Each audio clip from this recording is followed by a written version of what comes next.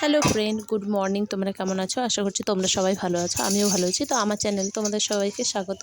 তো কালকে একাদশী গেছে, তো যার জন্য সকাল সকাল উঠে মা মাসি সবাই মিলে ঠাকুরের জন্য ভোগ বানাচ্ছিল। আর আমি যেহেতু ভোগ বানাতে বা কোনো কাজ করতেই পারবো না, যার জন্য আমি শুধু ভিডিও করে দেখালাম যে কী কী ভোগে দেওয়া হলো। আমি ঠাকুর ঘরে যেতে পারবো না, আমার একটু সমস্যা রয়েছে যার জন্য। আর এমনি তো পুজো পাঠ হবে না, আমাদের ১ বছর কালচে রয়েছে। তো ভাবলো একটু ঠাকুরকে সকাল সকাল একটু খিচুড়ি পায়েস টায়েস এগুলো করে দেওয়া যাক।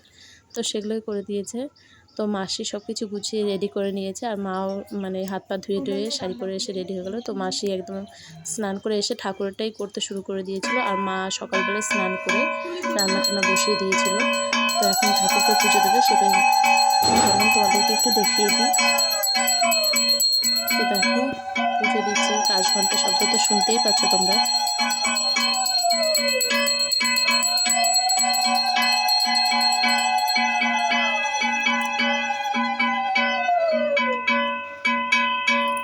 তো বন্ধুরা, পুজো দেওয়ার পরে একটা ঘটনা ঘটলো। তো দেখো সবাইকে পুজো টুজো দেওয়া হলো, ঠাকুর খেতে বসে পড়লো। পুজো দেওয়ার পরে সবাইকে প্রসাদ টোসাদ দেওয়ার পরে আমার শাশুড়িমা একটা কাণ্ড ঘটিয়েছে। সো সেটা তোমাদেরকে ব্লগের শেষে দেখাচ্ছি। তো ব্লগের সঙ্গে থাকো আর দেখতে থাকো, পেছনে কী হচ্ছে শেষটা জানার জন্য।